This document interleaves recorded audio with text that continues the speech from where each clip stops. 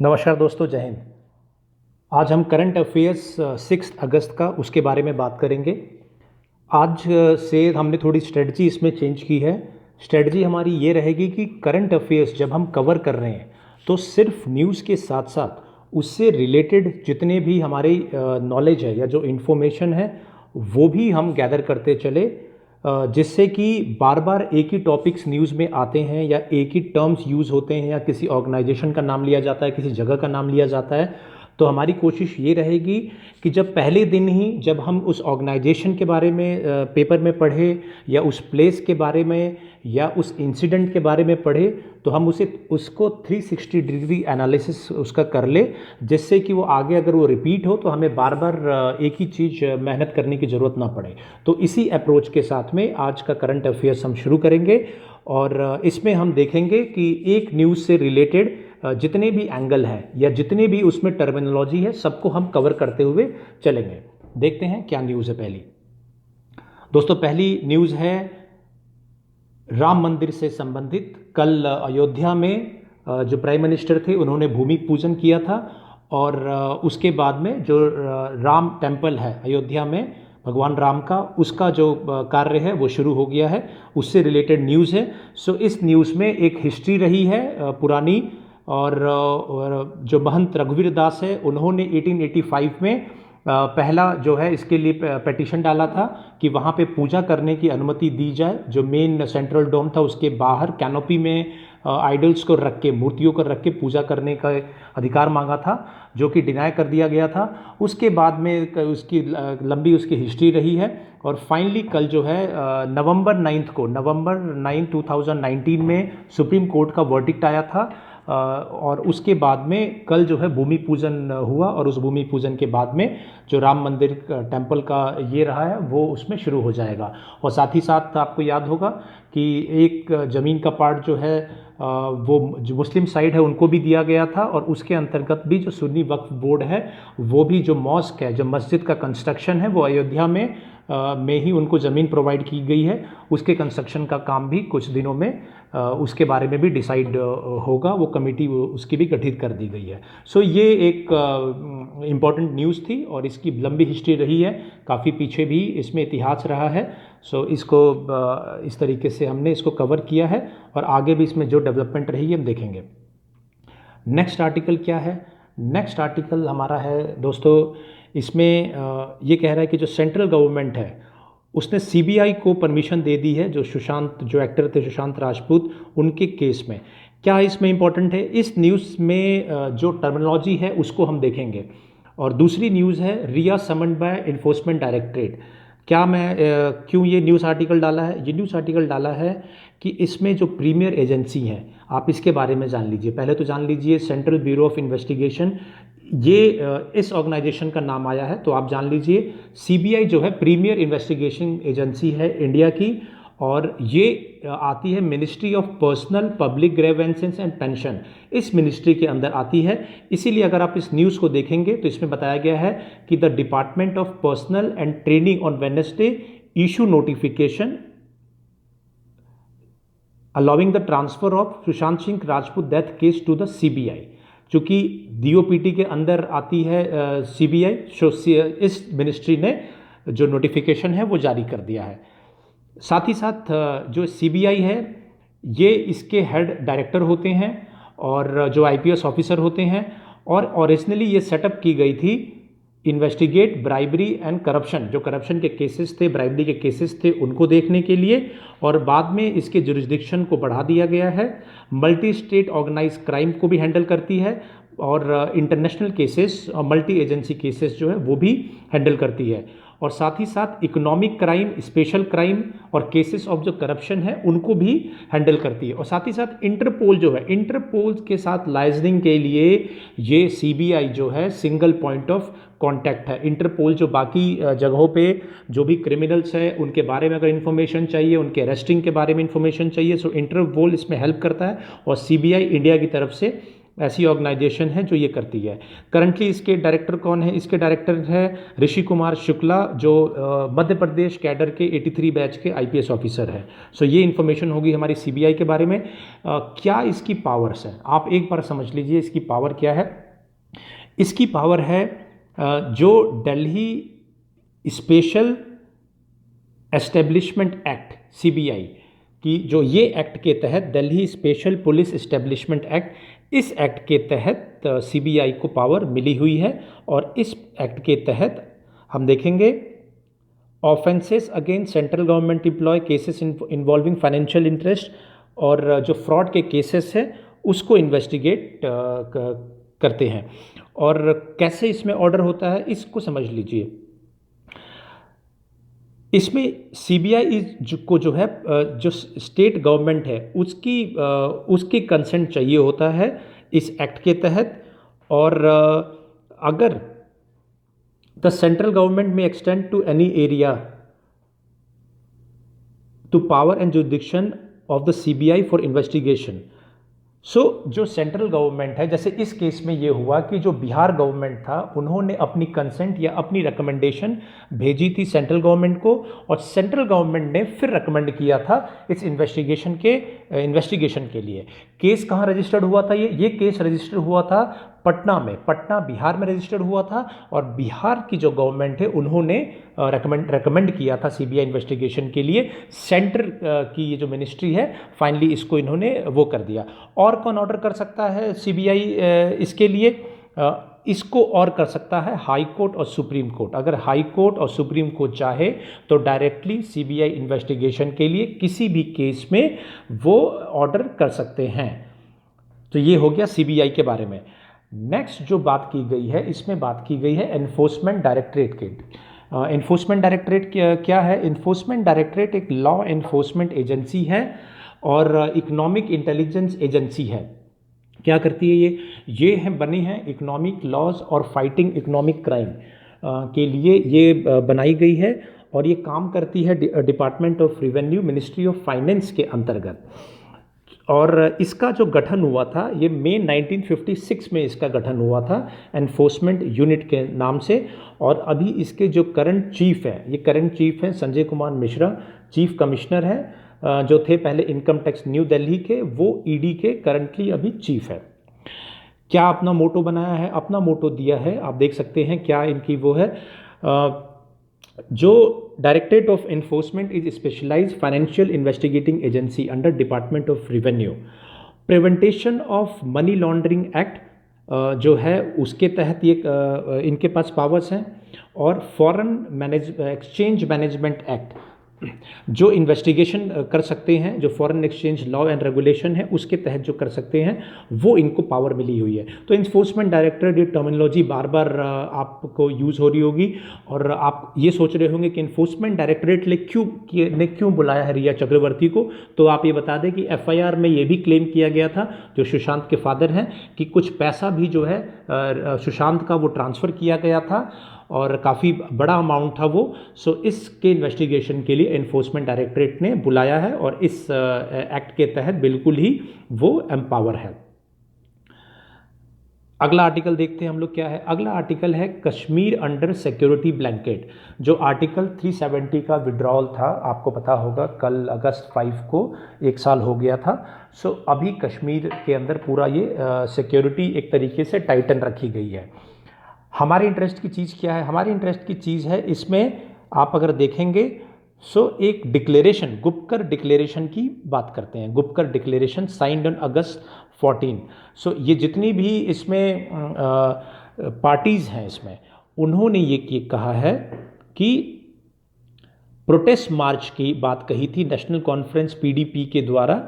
और इसमें गुपकर जो डिक्लेरेशन है उसके तहत जो था उसको जॉइंट फ्रंट बना के उसको फॉलो करने की बात कही गई थी। अब ये गुपकर डिक्लेरेशन हमारे लिए इम्पॉर्टेंट है। क्यों इम्पॉर्टेंट है? गुपकर डिक्लेरेशन अगस्त 4 को साइन हुआ था और इसमें जो मेजर पार्टीज़ हैं उसमें चाहे फारूक अब्दुल्ला की पार्टी हो, पीडीपी हो, नेशनल कॉन्फ्रेंस थी और अन्य पार्टियां जो लोकल्स थी वो थी। गुपकर का क्या है? गुपकर जो है, गुपकर रेसिडेंस, जो गुपकर रोड है जहाँ पे कि फारूक अब्दुल्ला जो नेशनल कॉन्फ्रेंस के हेड है, प्रेसिडेंट है, उनका घर है, इसलिए ये गुपकर इसका नाम आया।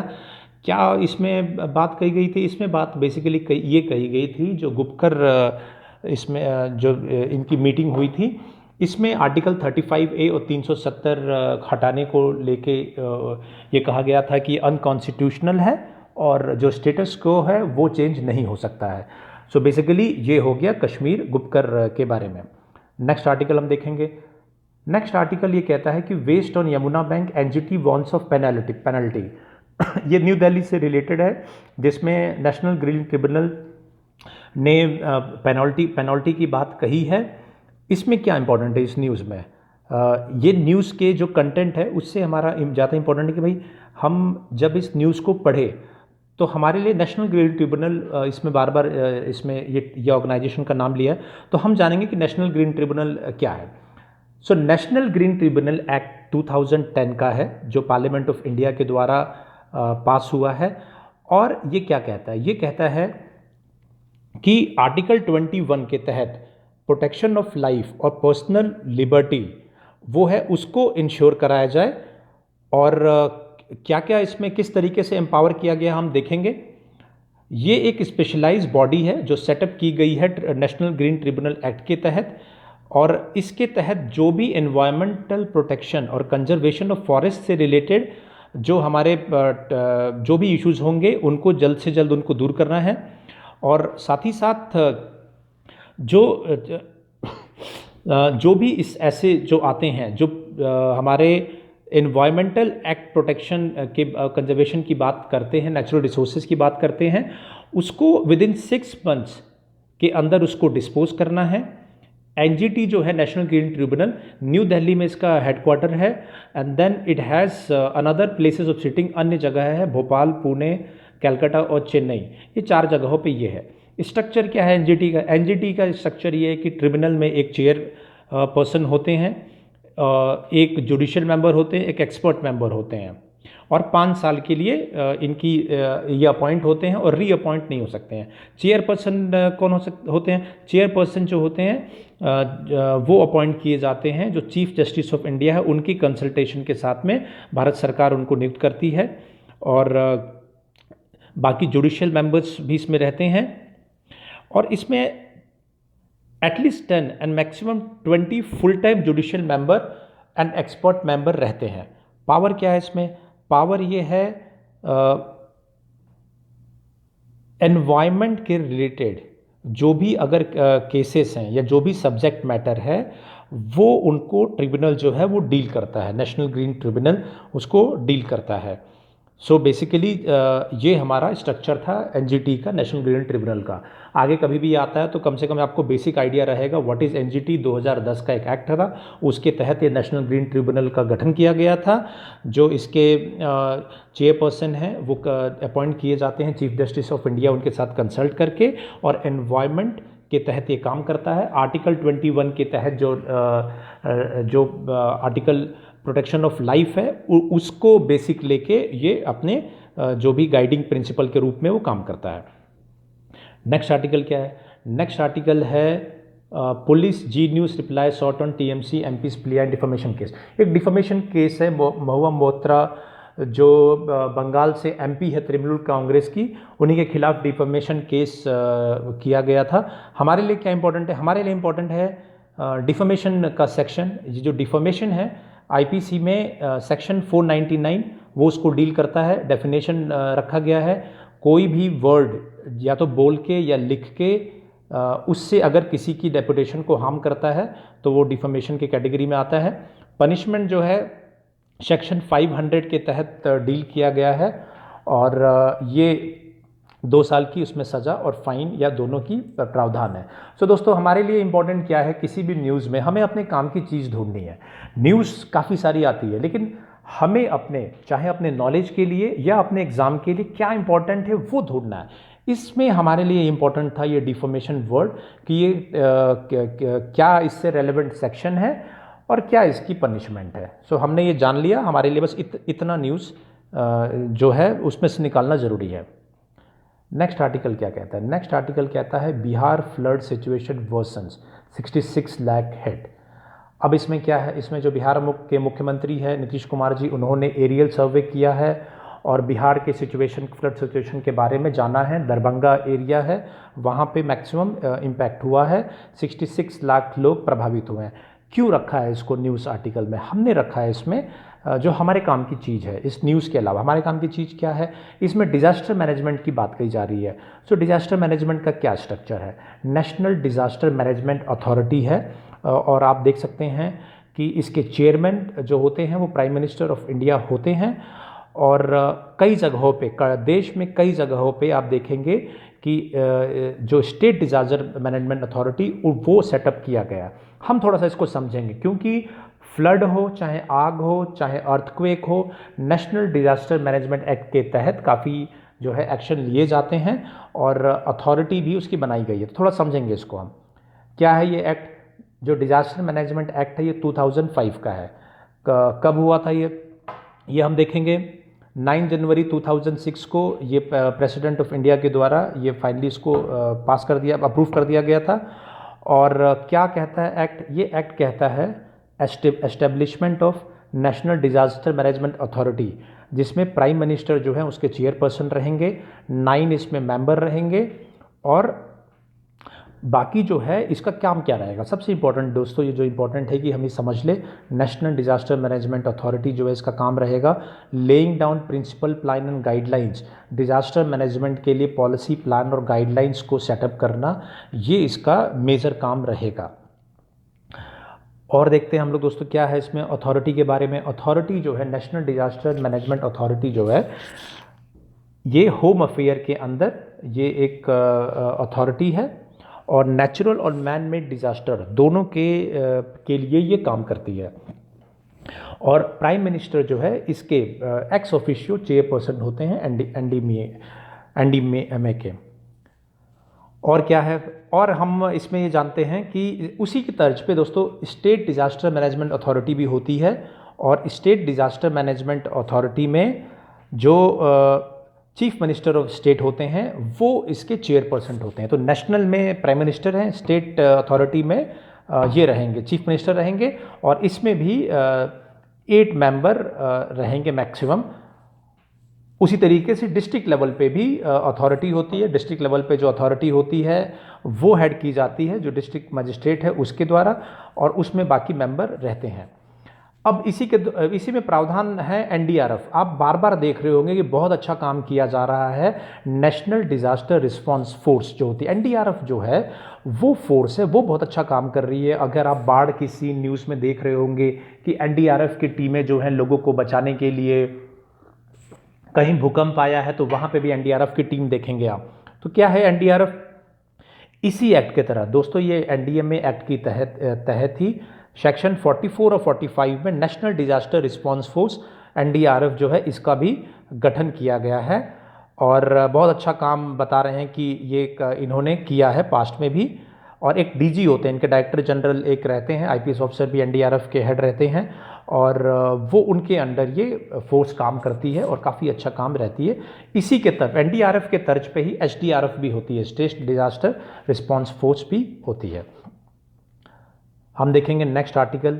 नेक्स्ट आर्टिकल है high court gives not to cut 357 mangroves for metro. मतलब ये महाराष्ट्र बॉम्बे की खबर है, मुंबई की, जहाँ पे कि मेट्रो नंबर 4 के लिए हाई कोर्ट ने मैंग्रोव्स जो होते हैं उनको कट करने की परमिशन दे दी है। अब इसमें ये बहुत ही अच्छा आर्टिकल है। अगर not in terms of content, उसमें क्या लिखा हुआ है वो तो एक न्यूज़ है, लेकिन ये हमारे जो भी लोग तैयारी कर रहे हैं या जो भी लोग नॉलेज के लिए ये देख रहे हैं, तो इसमें मैं आपको बहुत ही इंपॉर्टेंट अच्छी कुछ जो चीज़ें हैं वो आपको बताता हूँ मैं। देखते हैं पहली किस चीज़ का इसमें जिक्र है, किस चीज़ का मेंशन किया गया। इसमें मेंशन किया गया है फॉरेस्ट कंजर्वेशन एक्ट 1980 का। हम जान लेंगे दोस्तों क्या है forest conservation act. Forest conservation act जो है ये कंजर्वेशन ऑफ फॉरेस्ट से फॉरेस्ट उससे जो रिलेटेड मैटर है उसके बारे में बात करता है दोस्तों। और 1980 में ये एक्ट पास हुआ था, ये हमने जान लिया दोस्तों। इसके बाद क्या इंपॉर्टेंट है, इसमें एक टर्म आप देखेंगे यूज़ कर रहा है ये आर्टिकल, ये मैं दिखा दूँ आपको। यहाँ पे बात कर रहा है जो भारत सरकार के सेक्रेटरी है, उन्होंने forest conservation act 1980 for the diversion of 0985 hectare of reserve forest land in favour of इतना। सो ये रिजर्व फॉरेस्ट की बात करते हैं। अब रिजर्व फॉरेस्ट क्या होता है ये भी हम जान लेंगे। दो तरीके के फॉरेस्ट इसमें डिवाइड किए गए हैं, रिजर्व फॉरेस्ट और प्रोटेक्टेड फॉरेस्ट। रिजर्व फॉरेस्ट जो है इसमें जो प्रोटेक्शन प्रोवाइड की जाती है वो है, और ये टर्म सबसे पहले इस्तेमाल हुआ था 1927 का जो इंडियन फॉरेस्ट एक्ट है 1927 का, उसमें इस्तेमाल हुआ था। क्या कहता है रिजर्व फॉरेस्ट? रिजर्व फॉरेस्ट में कहता है कि land right to forest declare to be reserve forest और protected forest are typically acquired by and owned by the government of India. Unlike natural parks of India, reserve forest and protected forest are declared by respective state government.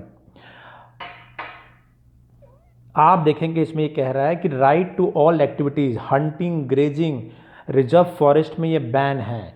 जब तक order ना हो specific, तो किसी भी तरीके की grazing या हंटिंग, ये आप इस तरीके की एक्टिविटी आप रिजर्व फॉरेस्ट में नहीं कर सकते हैं। जबकि प्रोटेक्टेड एरियाज में जो है राइट टू एक्टिविटीज़, वो permission, right to activities like hunting, वो परमिशन के साथ दी जाती है। प्रोटेक्टेड फॉरेस्ट में क्या है? वैसे तो दो तरीके के हैं, डिमार्केटेड, अनडिमार्केटेड।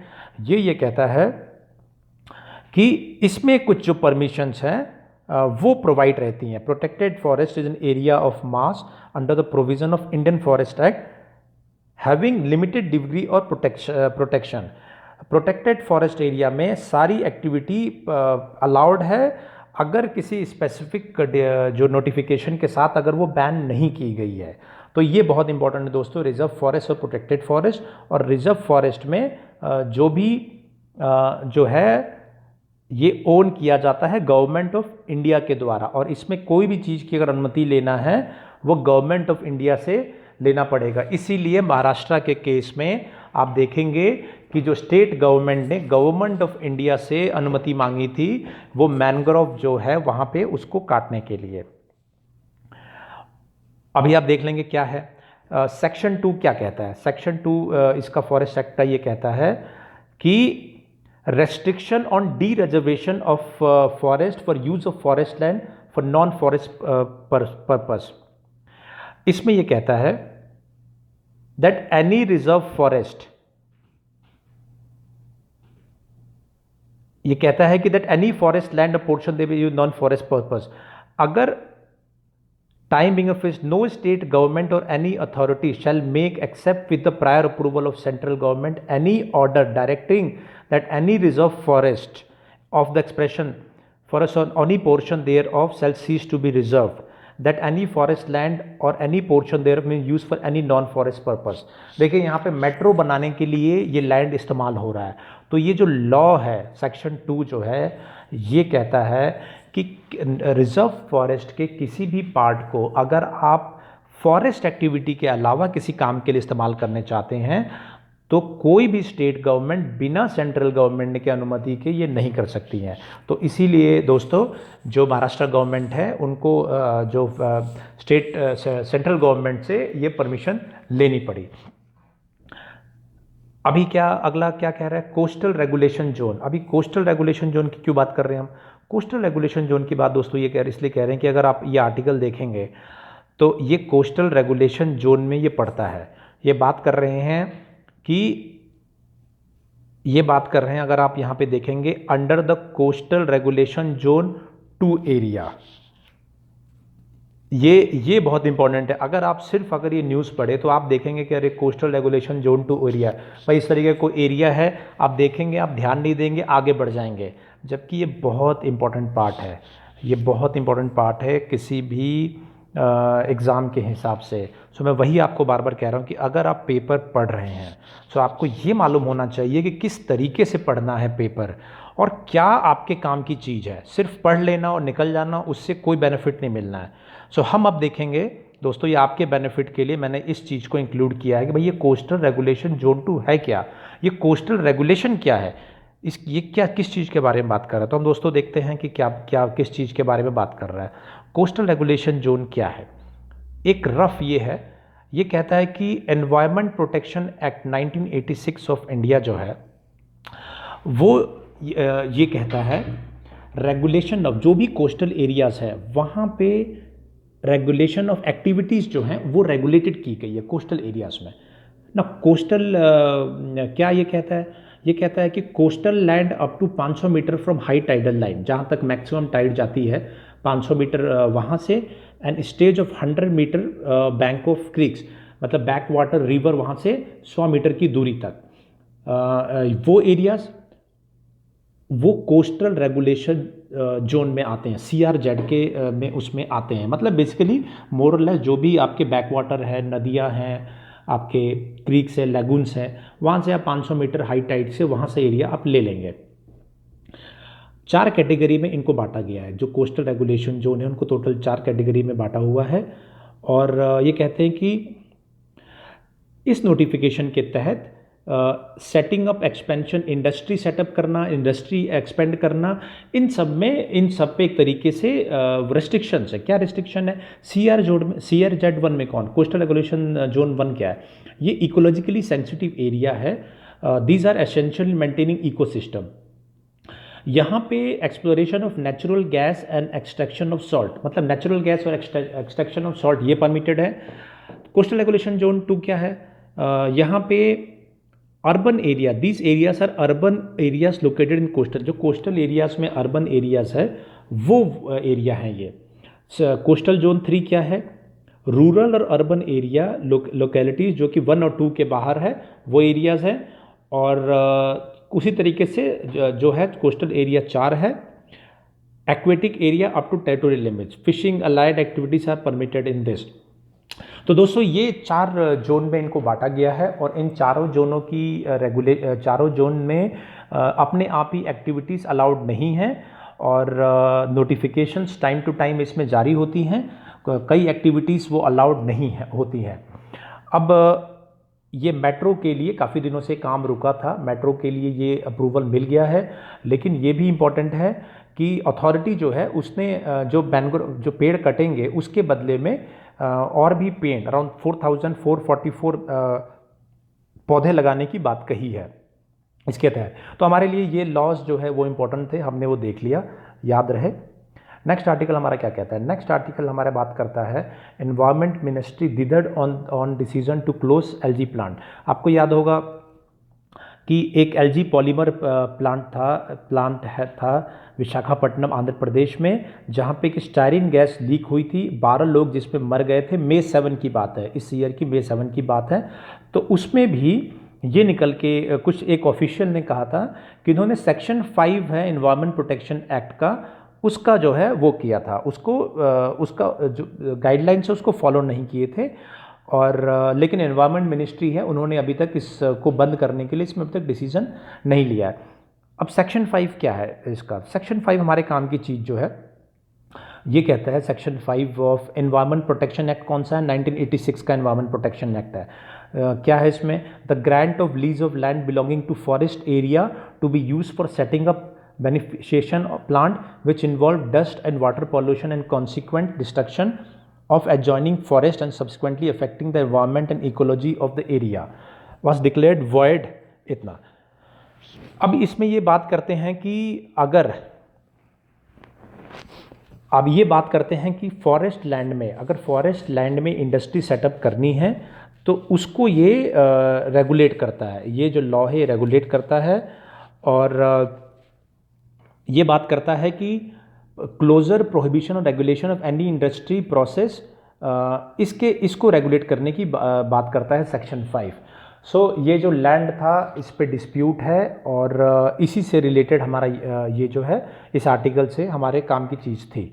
सो हमें सेक्शन 5 है एनवायरनमेंट प्रोटेक्शन एक्ट का, और ये बात करता है कि जो भी इंडस्ट्री या चीज़ इस तरीके के इंडस्ट्रियल सेटअप है उनके रेगुलेशन के बारे में कि उनको अलाउ हैं और नहीं अलाउ है।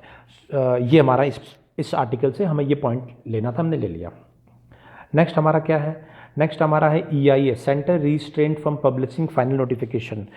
एनवायरनमेंट, ये जो आपको याद होगा कि एक आया था एनवायरनमेंट इम्पैक्ट असेसमेंट नोटिफिकेशन जो है 2020, वो आया। इसमें कुछ दिन पहले इस चैनल पे ही बताया था कि सिर्फ जो गवर्नमेंट ने शेड्यूल 8 में जो 22 लैंग्वेजेस हैं उन सभी में इस नोटिफिकेशन को पब्लिश करना था। सिर्फ तीन स्टेट्स ने जो बताया अपने उसको ट्रांसलेट करके दिया था। सो जो हाई कोर्ट ऑफ कर्नाटका है, सेंट्रल गवर्नमेंट को कहा है कि आप इसको फाइनल नहीं कर सकते हैं, और क्योंकि कन्नड़ में अभी तक ये जो नोटिफिकेशन है वो नहीं है। सो हाई कोर्ट चाहती है कि इस लैंग्वेज में भी ये कन्वर्ट हो जाए। 2 महीने का टाइम था इसमें पब्लिक को ओपिनियन देने का, वो टाइम पूरा हो गया था, और उसके बाद में लॉकडाउन में और भी टाइम एक्सटेंड किया गया था। तो ये एक है कि अभी ये फ़िलहाल ये एनवायरनमेंट इम्पैक्ट असेसमेंट नोटिफिकेशन ही जारी नहीं होगा। नेक्स्ट आर्टिकल क्या है दोस्तों? नेक्स्ट आर्टिकल है enforcement directorate gets custody of 3 and gold smuggling case. ना ये gold smuggling case Thiruvananthapuram Kerala, यहाँ पे बहुत ही इम्पोर्टेंट ये डेवलपमेंट है कि इसमें हुआ ये था कि 5 जुलाई को 30 केजी गोल्ड सोना जो है वो एयरपोर्ट पे पकड़ा गया था, और इसमें सारिथ पीएस एंड एमएस सुरेश जो ये दुबई जो यूएई कॉन्सुलेट है वहाँ के एम्प्लॉय थे, उनको गिरफ्तार किया गया था। और इसके बाद जब इसमें पूछताछ शुरू हुई तो मालूम चला कि एक बहुत बड़ा ये रैकेट है जिसमें कि सोना गोल्ड जो है वो स्मगल करके आ रहा है। और ये अभी एस्टिमेट किया जा रहा है कि अब तक 250 केजी गोल्ड जो है वो स्मगल करके यूनाइटेड अरब अमीरात से वो आ चुका है। नाउ ये एक बहुत बड़ा डेवलपमेंट था। इस केस को जो है एनआईए के पास ये केस है, और इन्फोर्समेंट डायरेक्टरेट जो है उसने कस्टडी में ले लिया इन तीनों को। ना इन्फोर्समेंट डायरेक्टरेट के, देखिए मैं यही कह रहा था, फिर से इन्फोर्समेंट डायरेक्टरेट ईडी की बात आई है। अभी मैंने ऊपर आपको समझाया भी कि ईडी क्या ऑर्गेनाइजेशन है और किस तरीके के केसेस को इन्वेस्टिगेट करता है। सो हम आगे अब देखेंगे इसमें हमारे काम के रिलेटेड क्या इन्फॉर्मेशन है। ना नेशनल इन्वेस्टिगेशन एजेंसी, ये टर्म इसमें यूज़ हुआ है। सो एनआईए क्या, नेशनल इन्वेस्टिगेशन एजेंसी क्या है, हम देखेंगे। इसमें ये कह रहा है नेशनल इन्वेस्टिगेशन एजेंसी जो है, इन्वेस्टिगेशन एजेंसी सेंट्रल एजेंसी है इंडियन गवर्नमेंट के द्वारा to combat terror in India.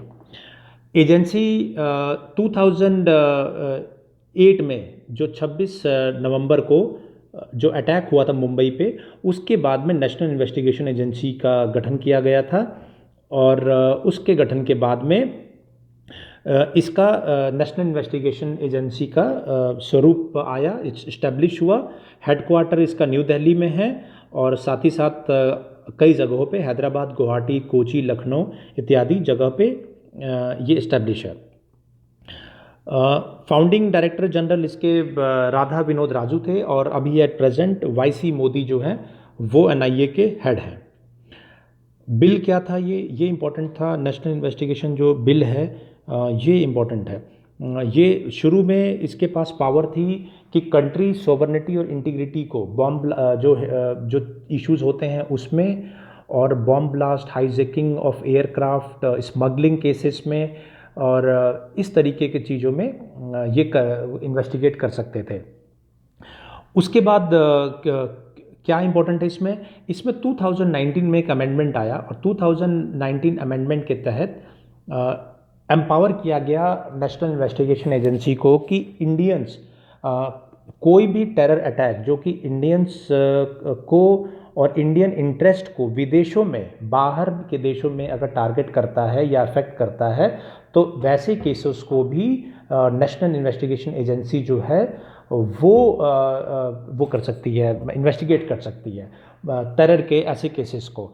इसी के तहत श्रीलंका में जो ईस्टर बॉम्बिंग हुई थी, और काबुल गुरुद्वारा बॉम्बिंग अभी जो हुआ था, न्यूज़ में भी आपने देखा होगा, उसको इन्वेस्टिगेट करने की ये एक्ट जो है इस अमेंडमेंट के बाद में नेशनल इन्वेस्टिगेशन एजेंसी एम्पावर हो जाती है। सो ये बहुत इंपॉर्टेंट है नेशनल इन्वेस्टिगेशन एजेंसी। ना इसी से रिलेटेड एक और एक्ट है, वो भी देख लेंगे। ये है अनलॉफुल एक्टिविटीज़ प्रिवेंटेशन एक्ट। क्या है ये, बार बार यूएपी एक्ट के बारे में आप बार बार सुन रहे होंगे, बहुत ज़्यादा सुन रहे होंगे, पेपर में भी आप देख रहे होंगे, कई इसमें गिरफ्तारियां भी हो चुकी है। क्या है ये एक्ट? ये एक एक्ट है, is an Indian law aimed at effective prevention of unlawful activities association in India. Main objective क्या है? कोई भी अगर एक्टिविटी भारत की इंटीग्रिटी, एकता और अखंडता और इसके खिलाफ है, इंटीग्रिटी और सॉवरेनिटी के खिलाफ है, तो ये एक्ट जो है उसमें लागू होता है। 1967 का ये एक्ट है ना। 2019 में एक बहुत इंपॉर्टेंट इसमें अमेंडमेंट आया। इसमें क्या इंपॉर्टेंट अमेंडमेंट है? ये अमेंडमेंट के बाद इंडिविजुअल्स को भी टेररिस्ट के रूप में घोषित किया जा सकता है। पहले सिर्फ ऑर्गेनाइजेशंस को घोषित किया जाता था, लेकिन 2019 के अमेंडमेंट के बाद में जो इंडिविजुअल है, कोई एक व्यक्ति है, उसको भी आप टेररिस्ट के रूप में घोषित कर सकते हैं। होता क्या था कि पहले कोई ऑर्गेनाइजेशन है, उसको अगर बैन कर दिया गया, एबीसी मान लीजिए ऑर्गेनाइजेशन है, अगर वो बैन हो गया तो वही व्यक्ति जो उसका हेड है वो जाके दूसरा ऑर्गेनाइजेशन शुरू कर देता था।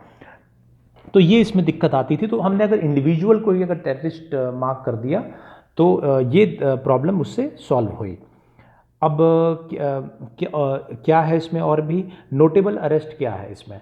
ये एक्ट में 2009 में कोबात गांधी इसको अरेस्ट किया गया था। और अभी हाल में क्या अरेस्टिंग है? हाल में अभी गोल्ड स्मगलिंग के जो केसेस हैं उनको अरेस्ट किया गया है। स्वप्ना सुरेश और संदीप नायर, इनको अरेस्ट किया गया। शर्जिल इमाम जो इसको भी 28 जनवरी 2020 को अरेस्ट किया गया था इस एक्ट के तहत। उसी तरीके से सफूरा जरगर, ये जो महिला है, इसको भी 2020 में इसको भी अरेस्ट किया गया था इसी यूएपीए एक्ट के तहत, अनलॉफुल एक्टिविटीज़ प्रिवेंटेशन एक्ट। सो ये बहुत इंपॉर्टेंट चीज़ें हैं, बार बार आप सुनते रहेंगे एनआईए के बारे में, यूएपीए के बारे में, और काफ़ी इंपॉर्टेंट डेवलपमेंट्स भी इसमें हैं। तो आप इसको, आई होप कि इसने काफ़ी थोड़ा आपको कॉन्सेप्ट क्लियर किया होगा।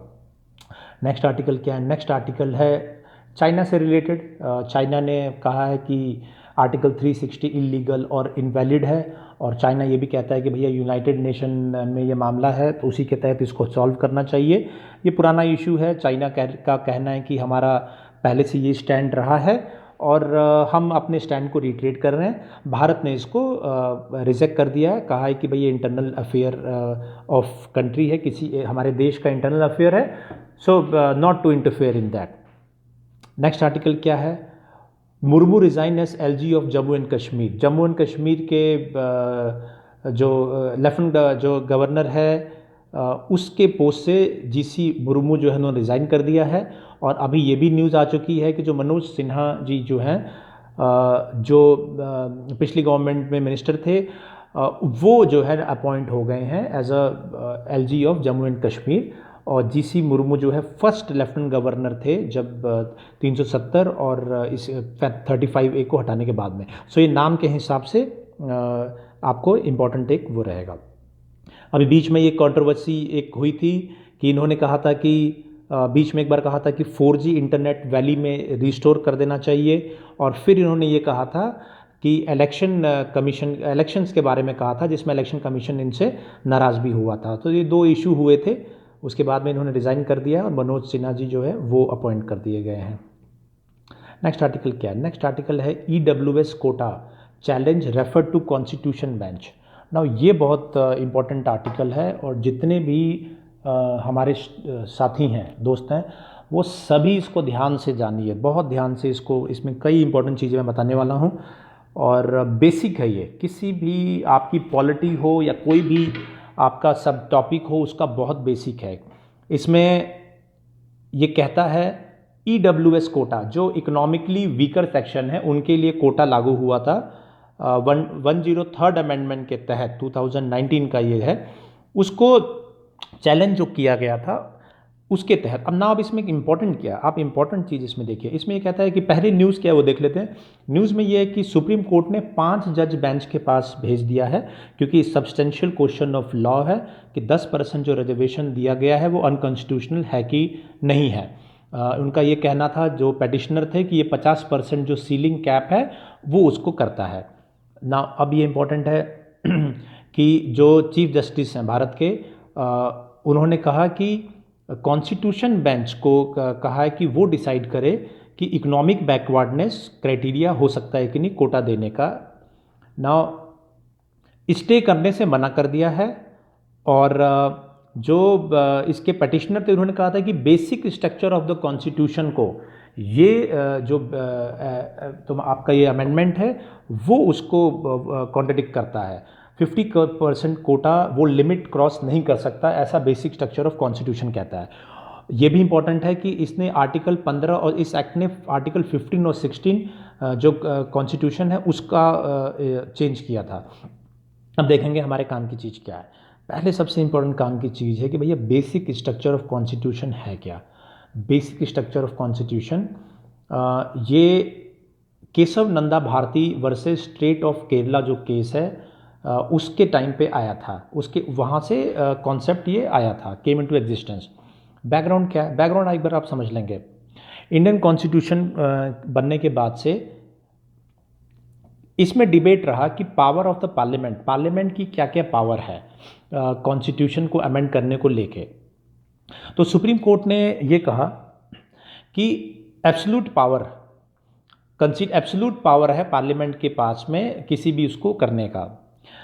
और गोलकनाथ केस जो है सुप्रीम कोर्ट में, ये 1967 का जो गोलकनाथ केस था उसमें ये कहा कि फंडामेंटल राइट्स को पार्लियामेंट जो है वो चेंज नहीं कर सकता है। और उसके बाद हुआ ये कि गोलकनाथ केस के बाद में प्राइम मिनिस्टर जो इंदिरा गांधी थी उन्होंने कॉन्स्टिट्यूशनल अमेंडमेंट 24, 25, 26, 29 ले आए। और ये जो कॉन्स्टिट्यूशनल अमेंडमेंट थे इनको जो है केशव नंदा भारती केस में चैलेंज किया गया। केशव नंदा भारती केस क्या कहता है? केशव नंदा भारती केस था 2 स्टेट लैंड रिफॉर्म लॉ से रिलेटेड था। आर्टिकल 26 के चैलेंज किया गया। Right to manage religiously on property without government interference. तो ये केस में ये केस था और इस केस में इसको आर्टिकल 26 को चैलेंज किया गया। नाउ ये केशव नंदा भारती केस, इसमें हुआ ये कि कॉन्स्टिट्यूशनल बेंच थी केशव नंदा भारती केस में 7-6 से वर्डिक्ट दिया। क्या वर्डिक्ट दिया? इसमें वर्डिक्ट ये आया कि parliament could amend any part of constitution as long as it did not alter or amend the basic structure। मतलब पार्लियामेंट जो है भारत की जिसमें चुने हुए हमारे लोकसभा में जो रहते हैं हमारे प्रतिनिधि रहते हैं, एमपी हैं, और राज्यसभा, वो कॉन्स्टिट्यूशन के सारे पार्ट को चेंज कर सकते हैं जब तक कि वो बेसिक स्ट्रक्चर ऑफ कॉन्स्टिट्यूशन उसको चेंज ना करे। जब तक बेसिक स्ट्रक्चर को अफेक्ट नहीं होता है वो तब तक वो वैसे चेंजेस कॉन्स्टिट्यूशन में कर सकते हैं। नाउ इस केस में इंपॉर्टेंट ये है कि क्वेश्चन ये था कि क्या पार्लियामेंट के पास में पावर है कॉन्स्टिट्यूशन को अनलिमिटेड पूरा चेंज करने का, या उस पर कोई रेस्ट्रिक्शंस हैं। तो केशव नंदा भारती केस में बहुत क्लियर कर दिया गया कि बेसिक स्ट्रक्चर को ना चेंज अफेक्ट ना करे, इतना चेंजेस कॉन्स्टिट्यूशनल बेंच ने ये 7-6 वर्डिक्ट से कर दिया था। नाउ अब क्वेश्चन ये है कि बेसिक स्ट्रक्चर में क्या आता है। बेसिक स्ट्रक्चर में over the period of time कुछ पॉइंट्स इंक्लूड किए गए हैं। इसमें supremacy of constitution, rule of law, independence of judiciary, separation of power, और फेयर इलेक्शन कंडक्ट कराना, वेलफेयर स्टेट रखना, ये बेसिक स्ट्रक्चर के अंदर over the period of time ये आए हैं। और भी इसमें पॉइंट्स हैं जो वो है, लेकिन ये बेसिक जो कि बेसिक स्ट्रक्चर अभी यहाँ पे बात हुई है, तो ये बेसिक जो इसमें है मैंने आपको बता दिया। और भी चीज़ें और भी इसमें पॉइंट्स हैं जो फिर हम देखेंगे। अच्छा, इसमें 2 और चीज़ें हैं, आर्टिकल 15(6) और आर्टिकल 16(6). आर्टिकल 15(6) क्या कहता है? आर्टिकल 15(6) के तहत इसमें ये बात की गई है कि इकोनॉमिकली वीकर सेक्शन जो है उनके एडवांसमेंट के लिए इस रिजर्वेशन को लागू करना। और दूसरा आर्टिकल 16(6) में ये बात कहता है कि किसी भी स्टेट को अगर इसके प्रोविज़न लागू करने हो कि दैट इज़ 10% रिजर्वेशन देने की, सो स्टेट्स को ये एम्पावर करता है कि 10% इकोनॉमिकली वीकर सेक्शन को वो रिजर्वेशन प्रोवाइड कर सके, ये बात इसमें कही गई है। एक और सबसे और बहुत इंपॉर्टेंट पॉइंट है ये भी, कॉन्स्टिट्यूशनल बेंच। कि कॉन्स्टिट्यूशनल बेंच होता क्या है?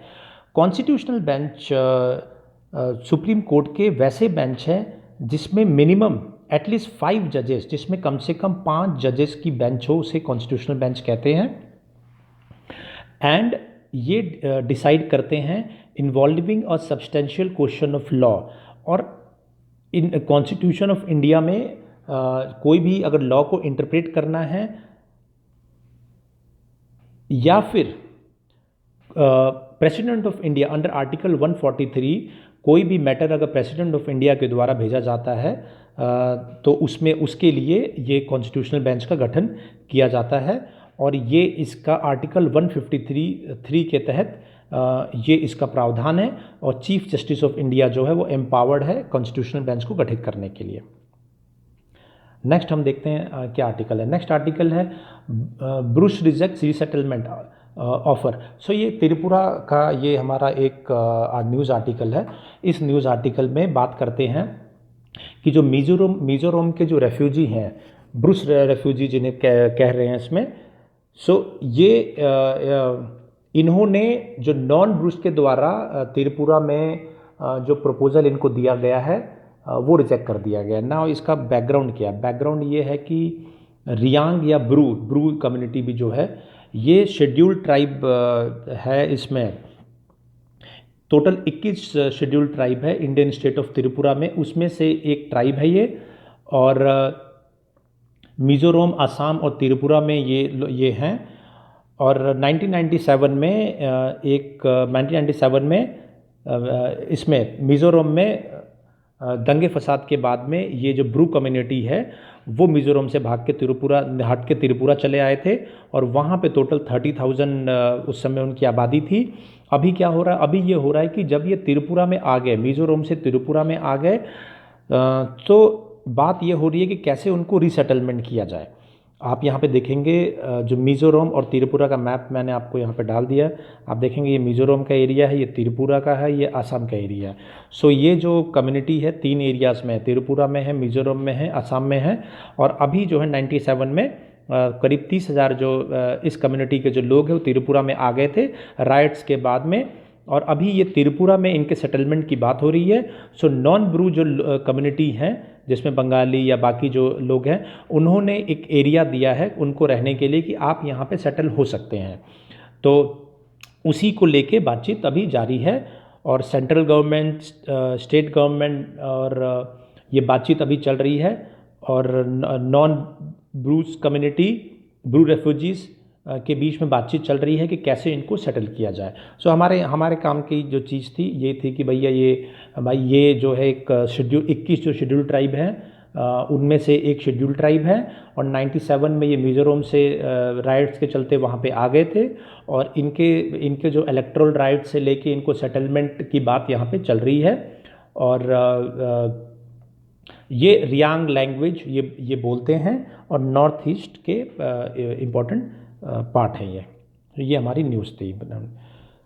नेक्स्ट हमारा आर्टिकल है Amnesty urges NHRC NCW to open J&K offices. मतलब एमनेस्टी इंटरनेशनल ने कहा है नेशनल ह्यूमन राइट कमीशन को, नेशनल कमीशन ऑफ वुमेन को, कि जम्मू एंड कश्मीर में ऑफिसेज खोलें। ना क्या इंपॉर्टेंट है, सिंपल सा न्यूज़ है, ऐसा हुआ है। और उसके अपने कारण ये है कि ह्यूमन राइट्स वायलेशन की बात है, कहते हैं कि ह्यूमन राइट काफ़ी वायलेशन हो रहा है इसलिए खोले ना। इंपॉर्टेंट क्या है? Amnesty international. एमनेस्टी इंटरनेशनल क्या है? बेसिक नॉन गवर्नमेंट ऑर्गेनाइजेशन है जो यूनाइटेड किंगडम UK में जिसका हेडक्वार्टर है और ह्यूमन राइट पे ये फोकस करते हैं। 1961 में इसका गठन हुआ था और भारत में भी इसकी एक ब्रांच है। नेक्स्ट है national human right commission. National human right commission of India क्या है? ये 1993 में स्टैच्यूटरी बॉडी के रूप में गठन हुआ था इसका। और ह्यूमन राइट्स के प्रोटेक्शन के लिए बेसिकली ये ऑर्गेनाइजेशन है to protect the people, human rights उनके प्रोटेक्ट करे, जेल्स में कंडीशंस कैसे हैं, इन चीज़ों को देखने, कहीं अगर ह्यूमन राइट का वायलेशन हो रहा है तो सुओ मोटो वहाँ पे उसको कॉग्निजेंस लेना, ये ह्यूमन राइट्स का वो है। कंपोजिशन क्या है ह्यूमन राइट्स का? एक चेयरपर्सन है जो कि चीफ जस्टिस ऑफ इंडिया या जज ऑफ सुप्रीम कोर्ट रह चुके हैं।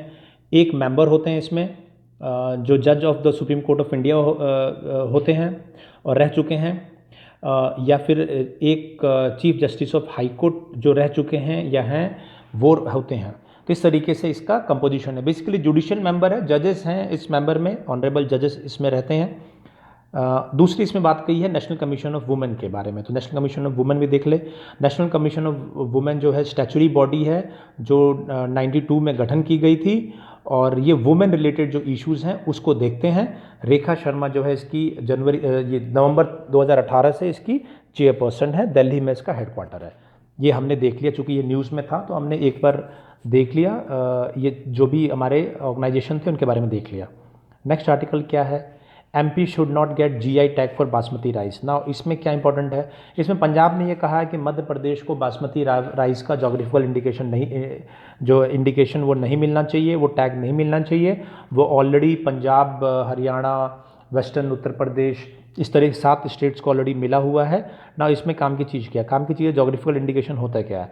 जोग्राफिकल इंडिकेशन नाम और वो साइन होता है, वो ये कहता है कि ये पर्टिकुलर चीज़ जो है, कोई भी सामान है, एग्रीकल्चरल प्रोडक्ट्स अगर है, तो वो ये कहता है कि ये पर्टिकुलर जो राइस है या चावल है या सेब है, वो इसकी स्पेशलिटी उस जगह से होने के कारण है।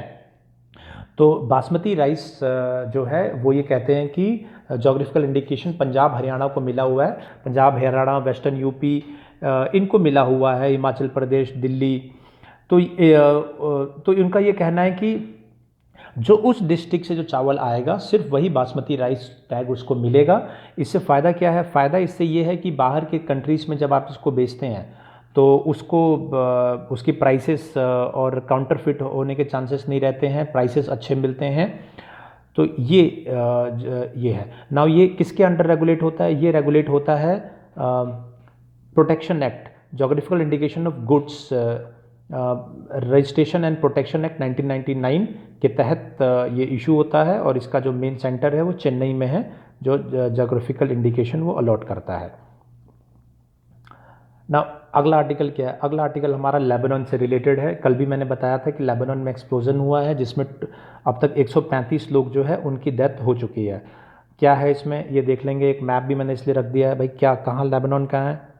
ये हमारा लेबनान है, यहाँ पे ये आप देख रहे हैं, ये लेबनान है, इसके ये इज़राइल है, और ये लेबनान है, ये बेरूत है, ये सीरिया है, उसके पास में सीरिया है, और ये यहाँ पे साइप्रस है, टर्की है ऊपर, सऊदी अरेबिया यहाँ पे इजिप्ट है, और बगल में उसके इराक है। ये मिडिल ईस्ट का एरिया है पूरा।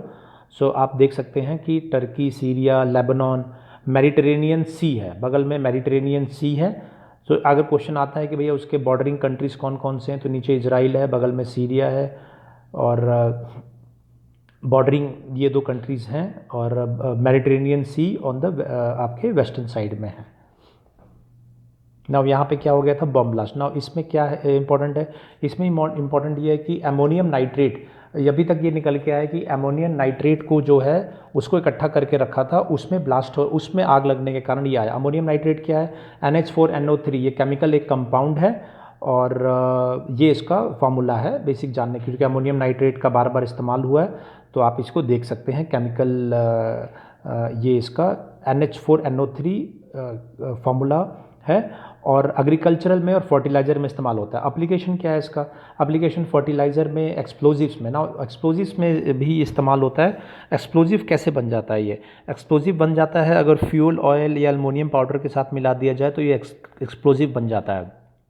इस एक्सप्लोजिव को कहाँ इस्तेमाल करते हैं? इस्तेमाल करते हैं coal mining, quarrying, metal, civil construction. पहाड़ों में आप देखेंगे वहाँ पे ब्लास्ट करके रोड, पहाड़ ब्लास्ट करके वो रास्ता बनाते हैं, वहाँ पे भी होता है। कोल माइनिंग में इस्तेमाल होता है इसका।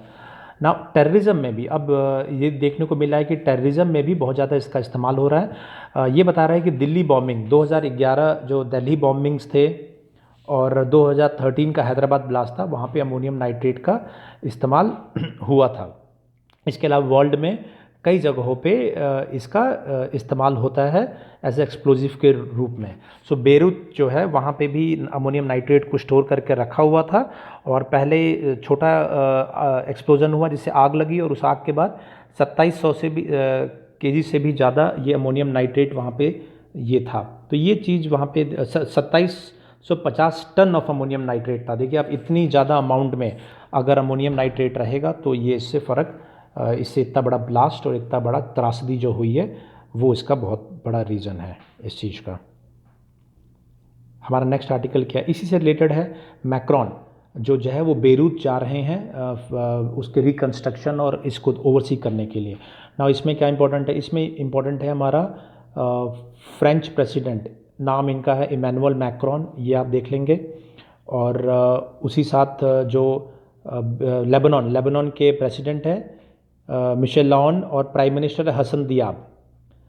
तो ये नाम है वो आप हम देख सकते हैं कि उसके हिसाब से ये प्रीलिम्स के हिसाब से ये इम्पोर्टेंट है।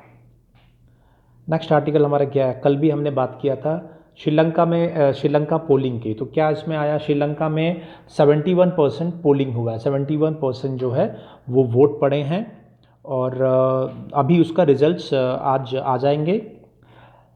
इम्पोर्टेंट क्या है, इम्पोर्टेंट इसमें टर्मिनोलॉजी है, नेम्स है। इसमें ये है कि दो पार्टीज जो थी SLPP और जो अपोजिशन पार्टी थी उनके बीच में ये कंटेस्ट है। आज इसमें और भी रिजल्ट आ जाएगा तो और भी आर्टिकल्स हम देखेंगे, क्या आर्टिकल आता है, कौन जीतता है, कितनी सीट्स मिलती हैं। कल के जो करंट अफेयर्स था उसमें काफ़ी डिटेल में मैंने इसको कवर भी किया था, तो आप वो भी देख सकते हैं। ये आर्टिकल, ये भी बहुत अच्छा आर्टिकल है। ये कहता है कि R&D research and development policy वो ड्रग डिस्कवरी के लिए सेंटर जो है उस पर जोर दे रही है ना। इसमें क्या है, इसमें ये है कि बहुत इंटरेस्टिंग है। चाइना, आपको मालूम होगा कि ये APIs क्या है, API ये एक्टिव फार्मास्यूटिकल इंग्रेडिएंट्स, इनको APIs बोलते हैं इस फार्मास्यूटिकल क्षेत्र में। तो एक्टिव फार्मास्यूटिकल इंग्रेडिएंट्स जो हैं उनको बनाने के लिए गवर्नमेंट ने स्कीम्स स्टार्ट की हैं। और आपको ध्यान होगा जब चाइना से डिस्प्यूट शुरू हुआ है तब से ये बात आ रही है कि हमारी इंडिया की काफ़ी डिपेंडेंसी है फार्मा क्षेत्र में, और वो किस लिए थे, जो बेसिक रॉ मटेरियल है उसके लिए वो वहाँ से इंपोर्ट करते हैं। सो अब क्या हो रहा है, अब गवर्नमेंट ये चाह रही है कि जो फार्मास्यूटिकल कंपनीज़ हैं वो भारत में ही लोकली जो हैं ये APIs जो है इनको मैन्युफैक्चर करे। सो उसके लिए उन्होंने इंसेंटिव्स दिए हैं। इंसेंटिव अलग अलग है, कहीं 10 करोड़ रुपए दे रहे हैं और बाकी रिसर्च के लिए पैसा दे रहे हैं। और किस तरीके के एंटी टीबी ड्रग्स, स्टेरॉयड और विटामिन, इस तरीके के APIs जो हैं वो बनवाने के लिए दे रहे हैं। तो ये बहुत इंपॉर्टेंट डेवलपमेंट है आत्मनिर्भर भारत के तहत, और आगे देखते हैं किस तरीके का इसमें रिस्पॉन्स रहता है। नेक्स्ट आर्टिकल क्या है, service sectors activity shrinks for 5th month. तो ये एक IHS मार्केट इंडिया, ये जो है ऑर्गेनाइजेशन, इनका ये सर्वे है और इसके तहत ये बता रहे हैं कि जो बिजनेस एक्टिविटी है, सर्विसेज बिजनेस एक्टिविटी इंडेक्स जो है वो जुलाई का 34.2% है। ये बताते हैं कि अगर 50 के नीचे रहता है तो कॉन्ट्रैक्शन है, 50 के ऊपर का अगर रहता है तो इसका मतलब एक्सपेंशन हो रहा है। तो 34.2 है जुलाई का, हालांकि जून से बेहतर है लेकिन ओवरऑल कॉन्ट्रैक्शन इकोनॉमी में रही है। नेक्स्ट आर्टिकल क्या है, ये बहुत अच्छा आर्टिकल, ये कह रहा है Pokkali rice seedlings travel from Kerala to the Sundarbans. ना अभी मैंने जोग्राफिकल इंडिकेशन की बात की, तो ये जोग्राफिकल इंडिकेशन ये पोकाली राइस को भी मिला हुआ है। पोकाली ये है क्या, ये यूनिक सेलाइन टॉलरेंट राइस वैरायटी है। मतलब जब समंदर का पानी उस किसी एरिया में पूरा आ जाए, नमक पानी हो, तो उसके बावजूद भी वहाँ पे जो राइस का कल्टीवेशन है वो कर लिया जा रहा है। और ऐसे 3 डिस्ट्रिक्ट्स हैं, ये बहुत इंपॉर्टेंट है प्रीलिम्स के हिसाब से, अल्पुजा, थिरुशूर और अर्नाकुलम, ये डिस्ट्रिक्ट है केरला के जहाँ पे कि ये राइस वैरायटी है ये बनाई जाती है। और ये वहाँ पे इसकी जो है काफ़ी उपज है। और यही राइस वैरायटी जो है सुंदरबन में, जहाँ सुंदरबन में जो पानी भरा हुआ है वहाँ पे ये राइस वैरायटी जो है वो ले जाया गया है पैदावार के लिए। सो ये एक इम्पॉर्टेंट हमारा क्वेश्चन हो सकता है।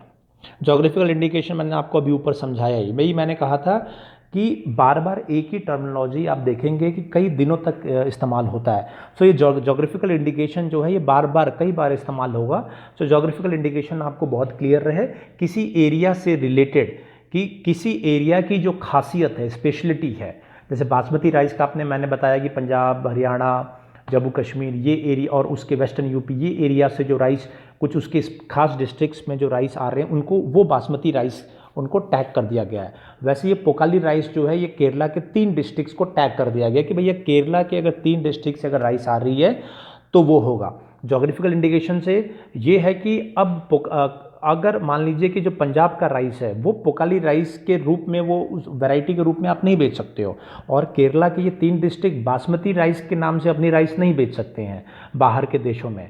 सो इसीलिए जोग्राफिकल इंडिकेशन का जो है वो फ़ायदा है।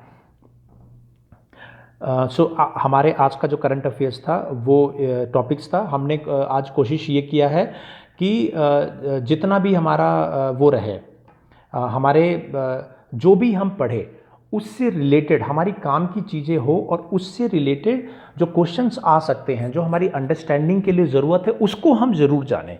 सिर्फ अगर हम ये आर्टिकल जान जाते कि भाई पोकाली राइस है और वो केरला से जाके सुंदरबन वेस्ट बंगाल में वो उगाया जा रहा है, तो इससे मेरा कोई फ़ायदा नहीं होने वाला है। और न ही ऐसे क्वेश्चन आएंगे कि भैया कौन सी राइस जाके वहाँ पे जो है सुंदरबन में बोया जा रहा है। अगर आप ऐसे पढ़ेंगे तो ना आपको याद रहना है, ना तो इस तरीके के क्वेश्चन आने हैं, ना तो आप आंसर कर पाएंगे।